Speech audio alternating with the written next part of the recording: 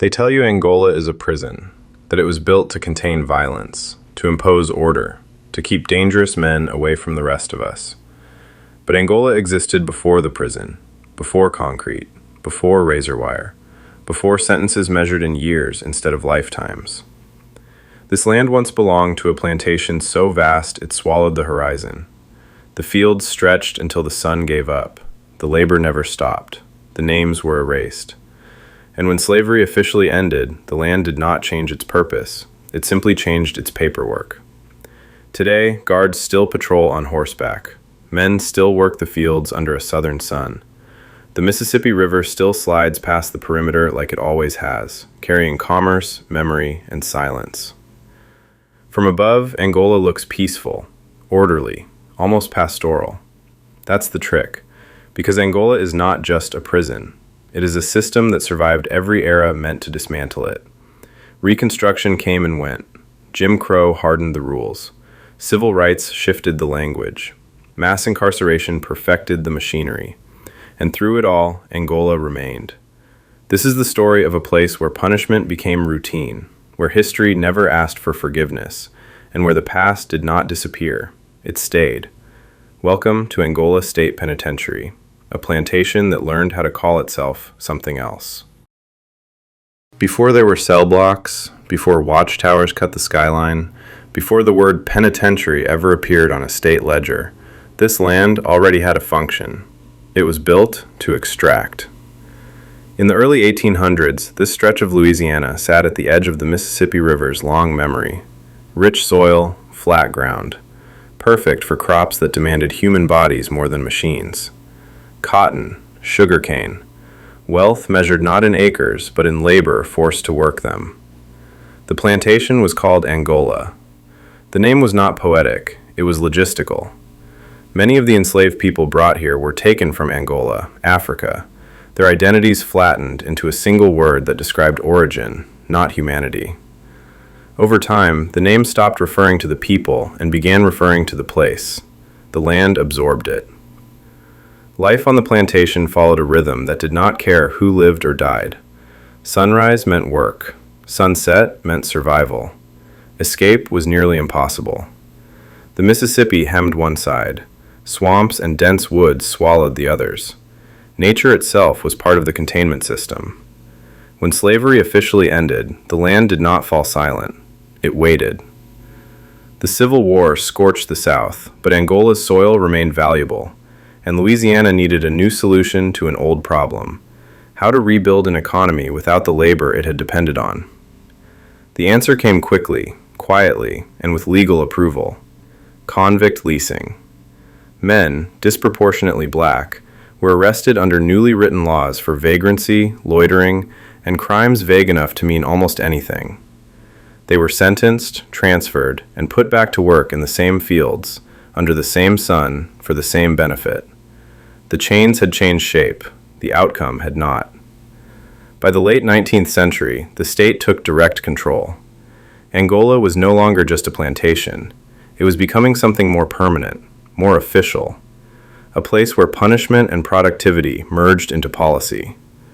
Rows were planted, overseers became guards, whips were replaced by rules. But the land recognized the routine.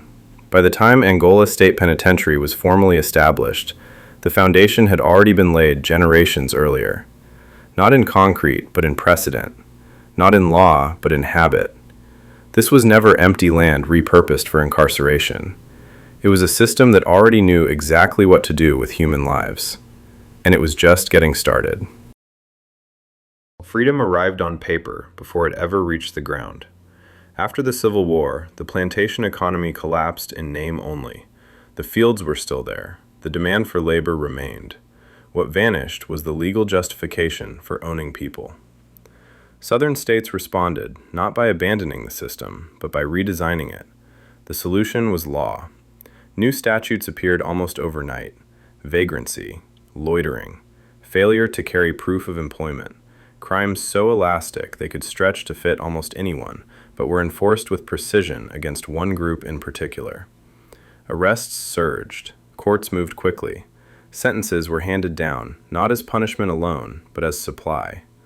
Men were leased to private companies, railroads, farms, lumber camps, and to places like Angola, where the land already knew how to receive them. Convict leasing did what slavery no longer could. It restored forced labor under a different authority. The state became the broker. Violence became contractual. Death rates climbed so high they were recorded as acceptable losses. A man could be worked to death and replaced without consequence. Another arrest would fill the space. By the time public outrage forced Louisiana to abandon leasing, the damage had already set the pattern. The state did not dismantle the machinery, it absorbed it. Angola shifted from a place that rented bodies to a place that owned sentences. Uniforms replaced chains, but discipline remained physical. Labor was framed as rehabilitation. Fields were still plowed by hand. Order was enforced through isolation, silence, and force. The goal was no longer profit alone, but control. Control over movement, over time, over the future. What made Angola different was its scale. 18,000 acres, natural barriers on 3 sides, the Mississippi on the 4th. Escape was not just unlikely, it was designed to be unthinkable. The prison did not need walls everywhere. Geography did the work. By the early 20th century, Angola had become the largest maximum security prison in the United States, a self-contained world where the sentence often outlived the person serving it. Chains had been replaced by numbers, overseers by wardens. But the transformation was cosmetic. The system no longer said it owned people, it said it owned time. And for many inside Angola, time was the one thing they would never get back. At Angola, work was never optional. It was the sentence. From the moment men arrived, the land made its expectations clear. Fields still needed tending, crops still needed harvesting. The sun still dictated the day. Labor was framed as structure, as discipline, as a way to turn disorder into obedience. Official language called it rehabilitation. In practice, it looked familiar. Men rose before dawn. They were organized into work lines and marched into the fields. Cotton and vegetables replaced sugarcane, but the posture was the same. Bent backs, repetitive motion. Hours measured not by clocks, but by exhaustion. Guards watched from horseback, rifles slung low, silhouettes lifted straight out of the 19th century. The optics unsettled outsiders. Inside Angola, they were routine. Prison administrators argued that labor reduced violence, that it instilled responsibility, that it kept order across a prison so large it functioned like a county. And in one sense, they were right. Labor kept men occupied. It drained energy. It left little room for resistance. But it also reinforced a hierarchy as old as the land itself. Those who worked hardest earned privileges. Those who refused were punished. Isolation cells waited for dissent. Time in the fields became currency. Compliance bought survival. Resistance bought suffering. Angola produced much of what it consumed: food, maintenance, construction.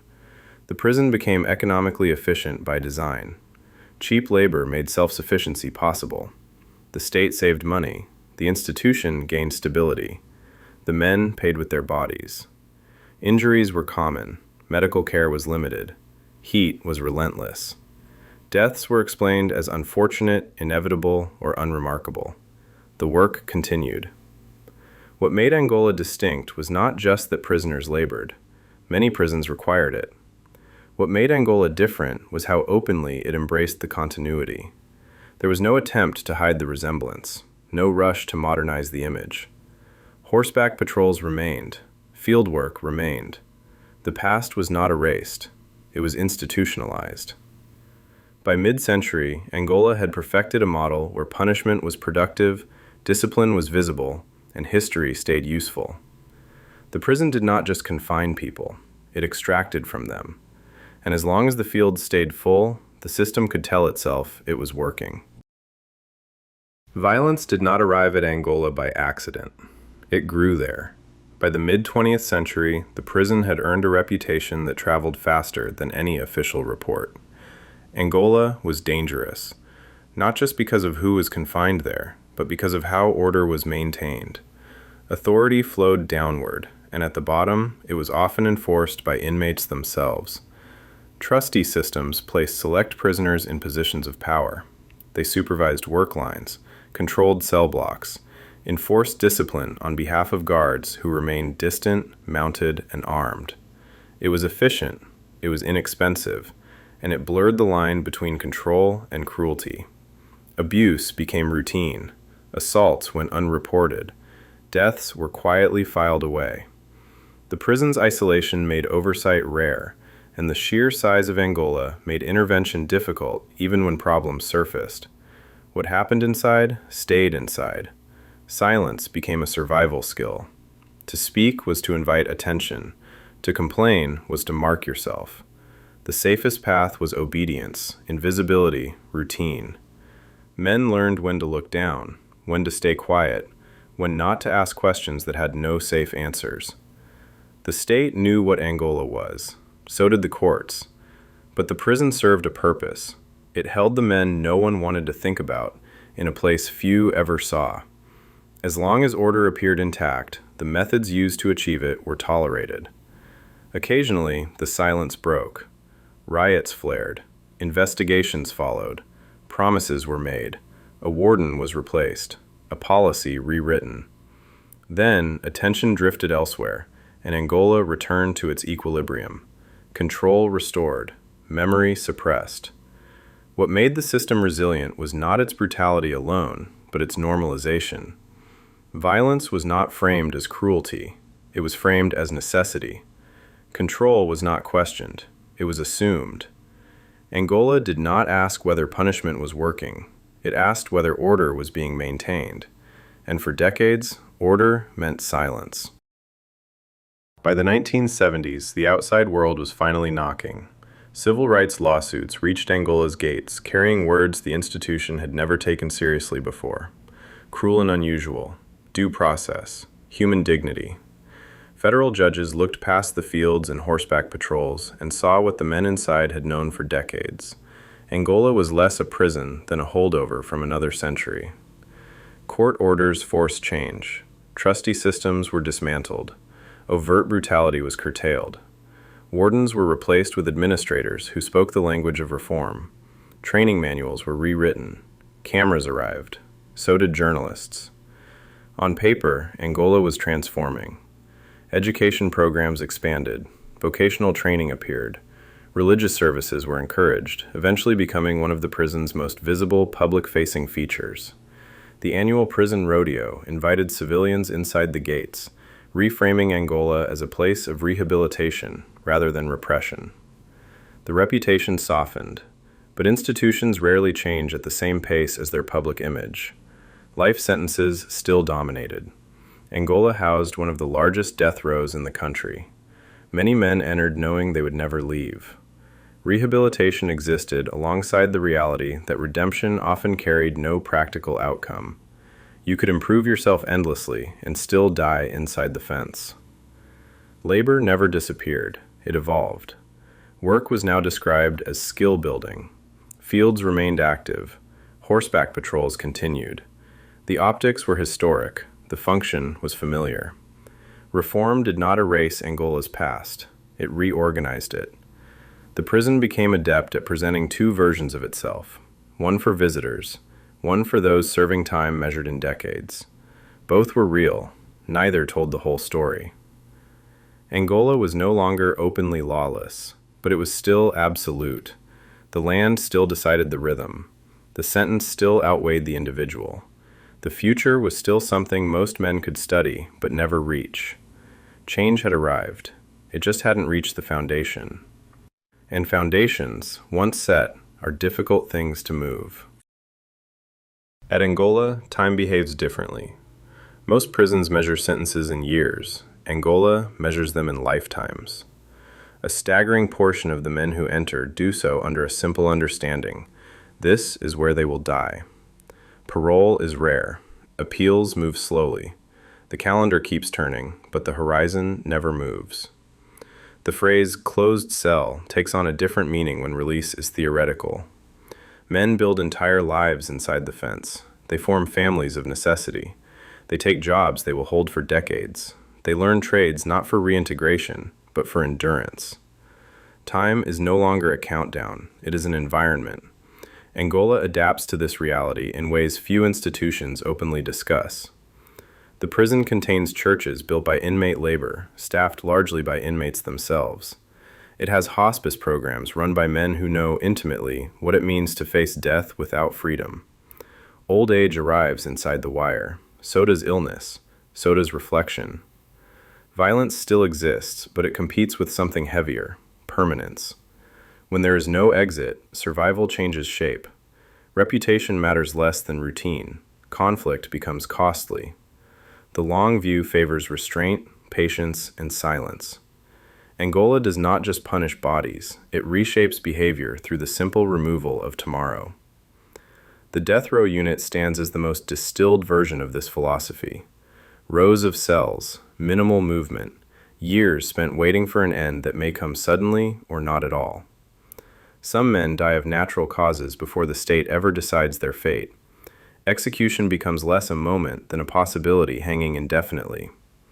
From the outside, Angola is often described as stable, controlled, even calm. That calm is not peace. It is the result of people adjusting to a future that has already been decided for them. Time does the enforcing now.